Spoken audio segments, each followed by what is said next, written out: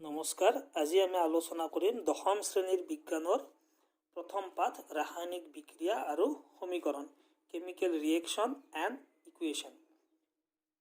আমি আগৰ শ্ৰেণীবিলাকত পদাৰ্থৰ পৰিৱৰ্তনৰ বিষয়ে পাই আহিছোঁ যে পদাৰ্থৰ পৰিৱৰ্তন দুই প্ৰকাৰৰ হয়, ভৌতিক পৰিৱৰ্তন আৰু ৰাসায়নিক পৰিৱৰ্তন। ভৌতিক পৰিৱৰ্তন এনেকুৱা এক প্ৰকাৰ পৰিৱৰ্তন য'ত পদাৰ্থটোৰ গুণাগুণৰ কোনো পৰিৱৰ্তন নহয় বা নতুন কোনো ধৰণৰ পদাৰ্থৰ নতুন গুণ বিশিষ্ট নতুন পদাৰ্থৰ সৃষ্টি নহয়। কিন্তু ৰাসায়নিক বিক্ৰিয়া এতিয়া কি বা ৰাসায়নিক পৰিৱৰ্তন কি? আমি যদি আমাৰ চাৰিওফালে ঘটি থকা কিছুমান পৰিৱৰ্তনৰ বিষয়ে আমি লক্ষ্য কৰোঁ, যেনেকুৱা লোদ মামৰে ধৰা, ফল পকিলে সেউজীয়াৰ পৰা হালধীয়া হোৱা, আমাৰ শৰীৰত সংঘটিত হোৱা শক্তি উৎপন্ন হোৱাৰ কাৰণে সংঘটিত হোৱা বিক্ৰিয়া যাক আমি শ্বসন বুলি কওঁ। চূণত যেতিয়া আমি পানী দিওঁ তাত পাত্ৰটো গৰম হৈ উঠে। এনেকুৱা ধৰণৰ বহুতো পৰিৱৰ্তন আমাৰ চাৰিওফালে আমি দেখিবলৈ পাওঁ। এই পৰিৱৰ্তনবিলাকত কিছুমানত নতুন গুণ বিশিষ্ট পদাৰ্থৰ উৎপত্তি হয় বা সৃষ্টি হয় বা গঠন হয়। গতিকে এই ধৰণৰ যিবিলাক পৰিৱৰ্তনত নতুন গুণ বিশিষ্ট নতুন পদাৰ্থৰ সৃষ্টি হৈছে সেইবিলাকে হৈছে ৰাসায়নিক পৰিৱৰ্তন। আৰু এই ৰাসায়নিক পৰিৱৰ্তন হোৱা মানে তাত ৰাসায়নিক বিক্ৰিয়া সংঘটিত হোৱা। গতিকে আমি ৰাসায়নিক বিক্ৰিয়াৰ সংজ্ঞাটো এতিয়া এনেকুৱা ধৰণে দিব পাৰোঁ যে ৰাসায়নিক বিক্ৰিয়া এটা প্ৰক্ৰিয়া যাৰ দ্বাৰা নতুন গুণ বিশিষ্ট নতুন পদাৰ্থৰ সৃষ্টি হয়। গতিকে ৰাসায়নিক বিক্ৰিয়া এনেকুৱা এটা প্ৰক্ৰিয়া য'ত নতুন গুণ বিশিষ্ট নতুন পদাৰ্থৰ গঠন হ'ব। কাৰ্যকলাপ 1.1ত মেগনেছিয়ামৰ ফিটাডালৰ দহনৰ কথা দিয়া আছে। ইয়াৰ লগত জড়িত কিছুমান প্ৰশ্ন হয় যে পাঠত দিয়া আছে যে মেগনেছিয়ামৰ ফিটা এডাল দহন কৰোঁতে ইয়াক প্ৰথমতে পৰিষ্কাৰ কৰি ল'ব লাগে কিয়? মেগনেছিয়াম হৈছে এটা সক্ৰিয় ধাতু। গতিকে ই বায়ুত থকা অক্সিজেন, কাৰ্বন ডাই অক্সাইড এইবিলাকৰ লগত বিক্ৰিয়া কৰি এই ফিটাডালৰ ওপৰত ই কি কৰিব? এই ফিটাডালৰ ওপৰত ই মেগনেছিয়াম অক্সাইড, মেগনেছিয়াম কাৰ্বনেট এনেকুৱা ধৰণৰ সুস্থিৰ তৰপ কিছুমান ইয়াৰ ওপৰতে গঠন কৰিব, যাৰ কাৰণে এই ফিটাডাল দহন কৰোঁতে বাধাৰ সৃষ্টি হ'ব। সেইবাবে এই সুস্থিৰ তৰপ কেইটাই যাতে বাধা দিব নোৱাৰে সেইবাবে দহনৰ আগতে মেগনেছিয়ামৰ ফিটাডাল বালিয়া পেপাৰেৰে ঘঁহি লোৱা হয় যাতে এই তৰপকেইটা আঁতৰি যায়। যেনেকৈ আমাৰ খৰি এডালত যদি বালি বোকা বেছিকৈ লাগি থাকে এইবিলাকে দহনত বাধা জন্মাব বা খৰিডাল দহন হোৱাত বাধাৰ সৃষ্টি কৰিব। ঠিক তেনেকুৱাকৈ এই মেগনেছিয়ামৰ ফিটাডালৰ ওপৰত থকা এই সুস্থিৰ মেগনেছিয়াম অক্সাইড বা ক্ষাৰকীয় মেগনেছিয়াম কাৰ্বনেটৰ তৰপে এই ফিটাডালৰ দহনত বাধা দিব। সেইবাবে ইহঁতক কি কৰা হ'ব? ফিটাডাল দহনৰ আগতে বালিয়া পেপাৰেৰে পৰিষ্কাৰ কৰি লোৱা হ'ব। তাৰপিছত কাৰ্যকলাপত আৰু এটা কথা কৈছে যে মেগনেছিয়ামৰ ফিটাডাল দহন কৰোঁতে ইয়াক চকুৰ পৰা আঁতৰত দহন কৰিব লাগে। ইয়াৰ কাৰণ হৈছে মেগনেছিয়ামৰ ফিটাডাল যেতিয়া দহন কৰা হ'ব ই উজ্জ্বল বগা সীসা উৎপন্ন কৰিব, উজ্জ্বল বগা সীসা। গতিকে এই উজ্জ্বল বগা সীসাই কি কৰিব পাৰে? আমাৰ চকুৰ ক্ষতি কৰিব পাৰে। যেনেকৈ আমাৰ যেতিয়া ৱেল্ডিং কৰা হয় বা জ্বালাই কৰা হয় তেতিয়া তাত উজ্জ্বল পোহৰ সৃষ্টি হয়, যাৰ বাবে ৱেল্ডাৰজনে চকুত এখন ক'লা চশমা বা তেনেকুৱা ধৰণৰ চিল্ড এখন লৈ থাকে যাতে সেই পোহৰটোৱে চকুৰ ক্ষতি কৰিব নোৱাৰে। গতিকে ঠিক তেনেকুৱাকৈ এই উজ্জ্বল বগা সীসাই যাতে আমাৰ চকুৰ একো ক্ষতি কৰিব নোৱাৰে সেইবাবে মেগনেছিয়ামৰ ফিটাডাল দহন কৰোঁতে ইয়াক চকুৰ পৰা আঁতৰত কৰিব লাগে। গতিকে ইয়াত প্ৰশ্ন হ'ব পাৰে যে মেগনেছিয়ামৰ ফিটা দহন কৰিলে কি ধৰণৰ সীসা উৎপন্ন হয়? উজ্জ্বল বগা সীসা। আৰু দহনৰ আগত ইয়াক কিয় পৰিষ্কাৰ কৰি ল'ব লাগে তাৰ উত্তৰ আমি পাই গ'লোঁ। মেগনেছিয়ামৰ ফিটাডাল যেতিয়া দহন কৰা হ'ব, বায়ুত দহন কৰিলে, বায়ুত দহন কৰা মানে কি? তাক অক্সিজেন লাগিব, অক্সিজেন হ'লেহে বস্তুটো দহন হ'ব। গতিকে কি সৃষ্টি কৰিব সি? Magnesium oxide. সুধিব পাৰে এইটো প্ৰশ্ন যে মেগনেছিয়ামৰ ফিটা দহন কৰিলে উৎপন্ন হোৱা অৱশিষ্টখিনি বা পদাৰ্থখিনি কি? সেইটো হ'ব মেগনেছিয়াম অক্সাইড। আৰু ইয়াৰ যিটো গুণাগুণ হ'ব আমি পিছৰ চেপ্টাৰত এচিড ক্ষাৰকৰ বিষয়ে পঢ়িম নহয়। এই মেগনেছিয়াম অক্সাইডখিনি কি প্ৰকৃতিৰ হ'ব? ই হ'ব ক্ষাৰকীয় প্ৰকৃতিৰ। গতিকে এইটো এটা কাৰ্যকলাপত ৰাসায়নিক বিক্ৰিয়া বা ৰাসায়নিক পৰিৱৰ্তনৰ বিষয়ে এটা সম্যক ধাৰণা দিয়াৰ কাৰণে এই কথাটো আলোচনা কৰিছে কিতাপত। গতিকে আমি এতিয়া কেনেকৈ গম পাম যে ৰাসায়নিক বিক্ৰিয়া এটা সংঘটিত হৈছে নে নাই? আমি যদি কিছুমান লক্ষণৰ প্ৰতি লক্ষ্য কৰোঁ, যেনেকুৱা আমি চূণৰ পাত্ৰ এটাত যেতিয়া আমি বজাৰৰ পৰা কিনি অনা চূণখিনিৰ লগত পানী দিম, পানী দিলে পাত্ৰটো যদি আমি চুই চাওঁ তেতিয়া দেখিম যে পাত্ৰটো তপত হৈছে বা ইয়াৰ উষ্ণতাটো বৃদ্ধি হৈছে। মানে আমি এইটো কথা ক'ব পাৰোঁ, যদি উষ্ণতাৰ সৃষ্টি হয় কোনো এটা পৰিৱৰ্তনত, তেতিয়াহ'লে সি ৰাসায়নিক বিক্ৰিয়া হ'ব পাৰে, অৰ্থাৎ ৰাসায়নিক বিক্ৰিয়াত উষ্ণতাৰ পৰিৱৰ্তন হ'ব। তাৰপিছত যদি আমি এটা পৰিৱৰ্তন চাওঁ যে কেঁচা ফল পকিলে হালধীয়া হয়, মানে তাৰ ৰঙৰ পৰিৱৰ্তন ঘটিছে। গতিকে আমি এইটো কথাও ক'ব পাৰোঁ, যদি ৰঙৰ পৰিৱৰ্তন হয় ৰাসায়নিক বিক্ৰিয়া সংঘটিত হ'ব পাৰে, বা ৰাসায়নিক বিক্ৰিয়া সংঘটিত হ'লে ৰঙৰো পৰিৱৰ্তন ঘটিব পাৰে। ইয়াত কাৰ্যকলাপ আৰু এটা তোমালোকৰ কিতাপত দিয়া আছে 1.2 যে লেড নাইট্ৰেটৰ দ্ৰৱত পটেছিয়াম আয়ডাইড যদি যোগ কৰা হয় কি দেখিবা? তাত দেখা পাবা, এই কথাটো আমি দ্বি অপহৰণ বিক্ৰিয়া যেতিয়া পঢ়িম তাত পাম যে তাত আমি হালধীয়া ৰঙৰ পদক্ষেপ দেখিবলৈ পাম। গতিকে ইয়াতো ৰঙৰ পৰিৱৰ্তনৰ কথাটো কোৱা হ'ল, মানে কি ৰাসায়নিক বিক্ৰিয়া সংঘটিত হ'লে পদক্ষেপৰো সৃষ্টি হ'ব পাৰে, বা পদক্ষেপ সৃষ্টি হোৱাটো ৰাসায়নিক বিক্ৰিয়া সংঘটিত হোৱাৰ এটা লক্ষণ। তাৰপিছত যদি আমি চাওঁ দ্বিতীয় পাঠত আমি এইটো কথা পঢ়িবলৈ পাম যে এচিডত, যেতিয়া লঘু এচিডত আমি ধাতুৰ টুকুৰা যোগ কৰিম তাত বুৰবুৰণিকাৰী গেছৰ উৎপত্তি হ'ব। গেছৰ উৎপত্তি হোৱাটো ৰাসায়নিক বিক্ৰিয়া সংঘটিত হোৱাৰ এটা লক্ষণ। তাৰপিছত যদি চাওঁ যে অৱস্থাৰ পৰিৱৰ্তন হোৱাটোও কি বুজাব আমাক? ৰাসায়নিক বিক্ৰিয়া সংঘটিত হোৱাৰ গম পাম বা এটা লক্ষণ হ'ব। আমি এইকেইটাৰ দ্বাৰাই ক'ব পাৰিম যে ৰাসায়নিক বিক্ৰিয়া এটা আচলতে সংঘটিত হৈছে নে নাই। উষ্ণতাৰ পৰিৱৰ্তন, ৰঙৰ পৰিৱৰ্তন, পদক্ষেপ, গেছৰ উৎপত্তি, অৱস্থাৰ পৰিৱৰ্তন। এতিয়া আমি সমীকৰণৰ কথা লৈ যে সমীকৰণ কি বা ইয়াক আমাক কিয় প্ৰয়োজন হ'ল। আমি যদি এটা ৰাসায়নিক বিক্ৰিয়াৰ কথা কওঁ যে হাইড্ৰজেন আৰু অক্সিজেন লগ লাগি পানীৰ উৎপত্তি হয়, এইখিনি কথা ক'বলৈ আমাক এটা দীঘলীয়া লাইন লিখিব লাগিব বা ক'ব লাগিব, যাৰ কাৰণে সময় বেছি প্ৰয়োজন হ'ব। গতিকে সমীকৰণ হৈছে এনেকুৱা এটা বস্তু যাক ৰাসায়নিক বিক্ৰিয়া এটাক সহজভাৱে বা কম অৰ্থতে আমি তাক প্ৰকাশ কৰি দিব পাৰোঁ। গতিকে আমি যদি লিখোঁ হাইড্ৰজেন যোগ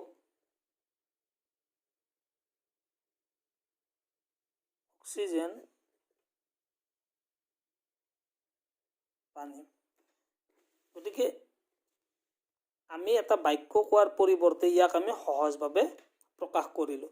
গতিকে বাক্যটো নকৈ আমি হাইড্ৰজেন যোগ অক্সিজেন চুটিকৈ এইখিনি কথা প্ৰকাশ কৰিলোঁ, আৰু এইখিনিৰ পৰা আমি গম পাওঁ যে হাইড্ৰজেন আৰু অক্সিজেন লগ লাগি পানীৰ উৎপত্তি হয়। ইয়াত যদি আমি চাওঁ হাইড্ৰজেন আৰু অক্সিজেনৰ ৰাসায়নিক পৰিৱৰ্তন ঘটিছে, বা হাইড্ৰজেন আৰু অক্সিজেন লগ হৈ পানীৰ সৃষ্টি হৈছে। গতিকে যিবিলাক পদাৰ্থৰ ৰাসায়নিক বিক্ৰিয়া এটাত ৰাসায়নিক পৰিৱৰ্তন ঘটিব, সেইবিলাক পদাৰ্থক আমি ক'ম বিক্ৰিয়ক পদাৰ্থ, বা যিবিলাক পদাৰ্থ ৰাসায়নিক বিক্ৰিয়াত অংশগ্ৰহণ কৰি নতুন পদাৰ্থৰ সৃষ্টি কৰিব, সেইবিলাকক আমি বিক্ৰিয়ক পদাৰ্থ বুলি কওঁ। আৰু এই হাইড্ৰজেন অক্সিজেন লগ লাগি যিটো পদাৰ্থ উৎপন্ন হ'ল, অৰ্থাৎ পানী, ইয়াক আমি ক'ম বিক্ৰিয়াজাত পদাৰ্থ।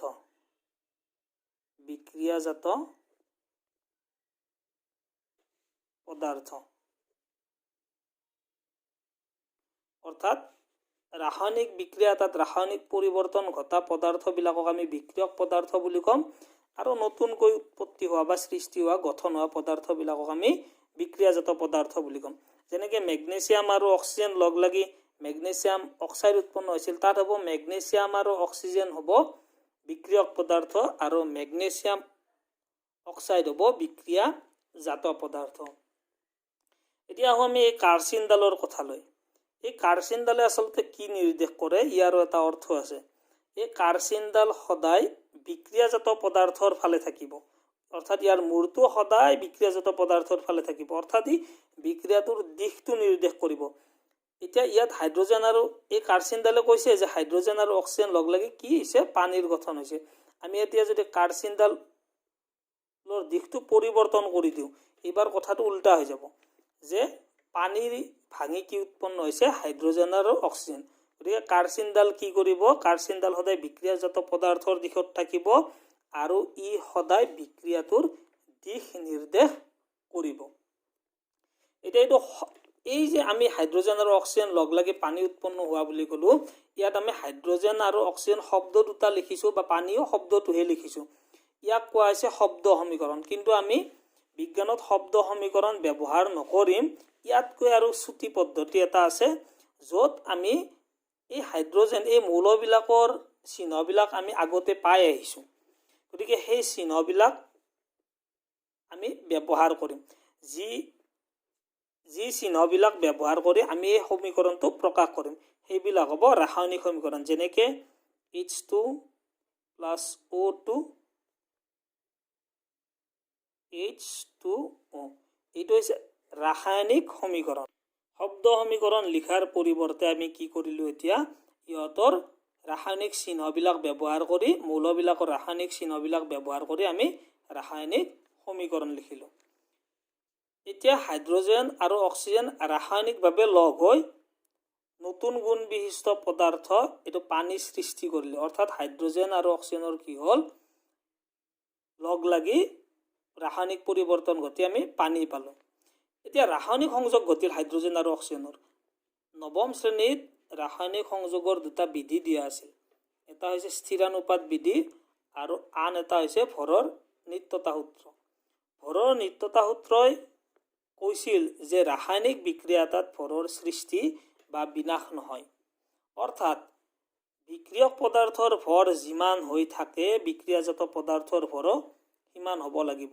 কিন্তু ইয়াত যদি আমি চাওঁ, ইয়াৰ মৌলবিলাকৰ সংখ্যাৰ পৰমাণুবিলাকৰ সংখ্যাৰ পৰিৱৰ্তন হৈছে। ইয়াত হাইড্ৰজেনৰ দুটা পৰমাণু আছে, ইয়াত দুটা আছে, এইটো ঠিকে আছে।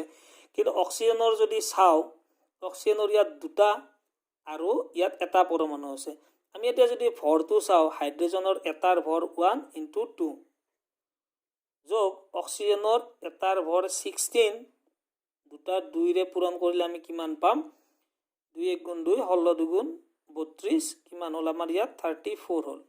এইফালে যদি ভৰটো চাওঁ, হাইড্ৰজেনৰ এটাৰ ভৰ 1, দুটাৰ ভৰ × 2 আৰু অক্সিজেনৰ এটাৰ ভৰ হ'ল 16, ইয়াত হ'ল 18। গতিকে ভৰৰ নিত্যতা সূত্ৰ মতে এইটো হ'ব নোৱাৰে, অৰ্থাৎ ইয়াত ভৰৰ হ্ৰাস পালে, ইয়াত আছিল 34, ইয়াত হ'ল 18। তো ভৰৰ নিত্যতা সূত্ৰ মতে এইটো হ'ব নোৱাৰে। বিক্ৰিয়াজাত পদাৰ্থৰ ভৰ বিক্ৰিয়ক পদাৰ্থৰ সমান হ'ব লাগিছিল, ইয়াত নহ'ল। গতিকে এই যিটো সমীকৰণত বিক্ৰিয়াজাত পদাৰ্থৰ মুঠ ভৰ বিক্ৰিয়ক পদাৰ্থৰ মুঠ ভৰৰ সমান নহয়, তেনেধৰণৰ সমীকৰণক জকা ৰাসায়নিক সমীকৰণ বুলি কোৱা হয়। গতিকে এইটো এটা জকা ৰাসায়নিক সমীকৰণ। আৰু ইয়াৰ সংজ্ঞাটো আমি বেলেগ ধৰণেও ক'ব পাৰোঁ, যে যিবিলাক ৰাসায়নিক সমীকৰণত বিক্ৰিয়াজাত পদাৰ্থৰ প্ৰতিটো মৌলৰ পৰমাণুৰ সংখ্যা বিক্ৰিয়ক পদাৰ্থৰ প্ৰতিটো মৌলৰ পৰমাণুৰ সংখ্যাৰ সৈতে একে নহয়, তেনে ৰাসায়নিক সমীকৰণক আমি জকা ৰাসায়নিক সমীকৰণ বুলি ক'ম। ইয়াত বিক্ৰিয়াজাত পদাৰ্থত হাইড্ৰজেন দুটা আছে, বিক্ৰিয়ক পদাৰ্থত দুটা আছে, কিন্তু অক্সিজেন ইয়াত এটা পৰমাণু আছে, ইয়াত দুটা পৰমাণু আছে। গতিকে বিক্ৰিয়াজাত পদাৰ্থৰ অক্সিজেন মৌলৰ পৰমাণুৰ সংখ্যা বিক্ৰিয়ক পদাৰ্থৰ অক্সিজেন মৌলৰ পৰমাণুৰ সংখ্যাৰ সৈতে একে নহয়, যাৰ কাৰণে ভৰৰো কি ঘটিল, পৰিৱৰ্তন ঘটিল। গতিকে ভৰৰ নিত্যতা সূত্ৰৰ মতে এইটো হ'ব নোৱাৰে, এইটোক কোৱা হ'ব জকা ৰাসায়নিক সমীকৰণ। তাৰ মানে এতিয়া কথাটো হ'ল, আমি জকা ৰাসায়নিক সমীকৰণ লিখিব নোৱাৰোঁ। আমি লিখিব লাগিব সন্তুলিত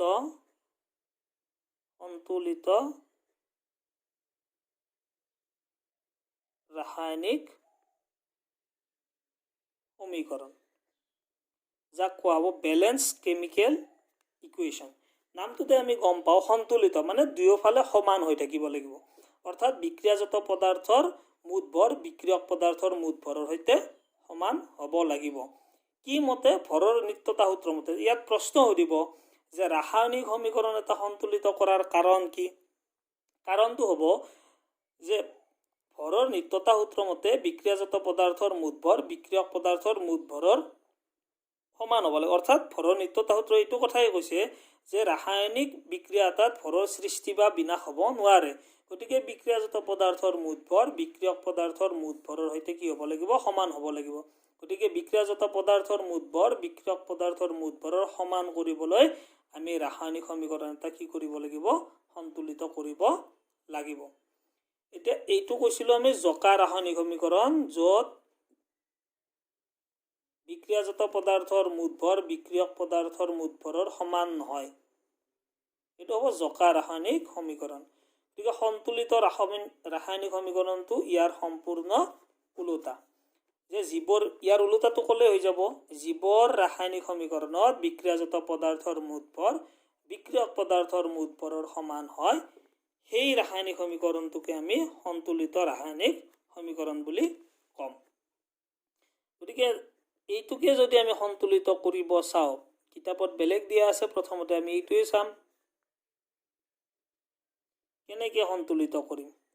ভৰৰ নিত্যতা সূত্ৰ মতেতো ইহঁতৰ মৌলৰ পৰমাণুৰ সংখ্যা বেলেগ বেলেগ হৈ আছে, ইয়াত এটা ইয়াত দুটা, এই দুটা বাৰু মিল আছে। গতিকে ইহঁতক আমি সন্তুলিত কৰিব লাগিব। কেনেকৈ সন্তুলিত কৰিম? আৰু এটা কথা আছিল ৰাসায়নিক সংযোগৰ বিধিত যে স্থিৰানুপাত বিধি। স্থিৰানুপাত বিধি মানে এটা নিৰ্দিষ্ট যৌগ পাবলৈ পৰমাণুবিলাক এক নিৰ্দিষ্ট সংখ্যাৰ অনুপাততে ইহঁতে লগ হ'ব। যেনেকৈ পানীৰ অণু পাবলৈ হাইড্ৰজেন আৰু অক্সিজেনটো সদায় 2:1 অনুপাততহে লগ হ'ব। গতিকে ইহঁতৰ সংকেতটো আমি সলনি কৰিব নোৱাৰোঁ। এইটো পানীৰ সংকেত এনেকুৱাকৈ থাকিব। ইয়াত যদি চাওঁ আমি বিক্ৰিয়ক পদাৰ্থত হাইড্ৰজেনৰ সংখ্যা 2, ইয়াতো 2, এইটো ঠিকে আছে। কিন্তু এই অক্সিজেনটো 2 আৰু ইয়াত 1, এই এটাটোক আমি 2 কৰিব লাগিব। কিন্তু এই 2টো আমি ইয়াত দিব নোৱাৰোঁ। কিয় নোৱাৰোঁ? কাৰণ স্থিৰানুপাত বিধিমতে পানীৰ সংকেতটো আমি পৰিৱৰ্তন কৰিব নোৱাৰোঁ। ইয়াত দিয়াৰ লগে লগে সংকেতটো সলনি হৈ যাব। গতিকে আমি এই 2টো ইয়াত দিব নোৱাৰোঁ। গোটেই যৌগটোৰ সহগ হিচাপে ইয়াত আমি সন্মুখত দিম। গতিকে ইয়াত 2 আছিল, ইয়াত 1 আছিল, 1 2 গুণ এইটো পূৰণ হ'ব, 1 2 গুণ কি হৈ গ'ল? 2। এতিয়া আমি আকৌ চাব লাগিব, আগতে হাইড্ৰজেনটো সুস্থিৰ হৈ আছিল, ইয়াত 2 হৈ আছিল, এইবাৰ এইটো পূৰণ হয়। গতিকে 2 2 গুণ ইয়াত কিমান হ'ব? 4টা। ইয়াতো কি কৰিব লাগিব? 2 এটা দিব লাগিব, তেতিয়াহে ইয়াত এটা 2 এটা দিলেহে এইটো কি হ'ব? এতিয়া সুস্থিৰ। 2 2 গুণ 4, ইয়াতো 2 2 গুণ হাইড্ৰজেন 4টা, অক্সিজেন ইয়াত 2টা, ইয়াতো অক্সিজেন 2টা।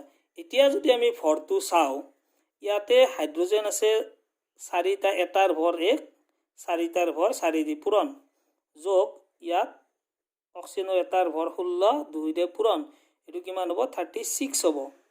এইটো যদি এতিয়া আমি চাওঁ, 1 ইনটু হাইড্ৰজেন 4টা আছে, যোগ অক্সিজেনৰ এটাৰ ভৰ 16, ইয়াত আছে কেইটা? 2টা, 2 দিয়ে পূৰণ কৰিলোঁ। এতিয়া এইটো আমাৰ 36 হ'ল।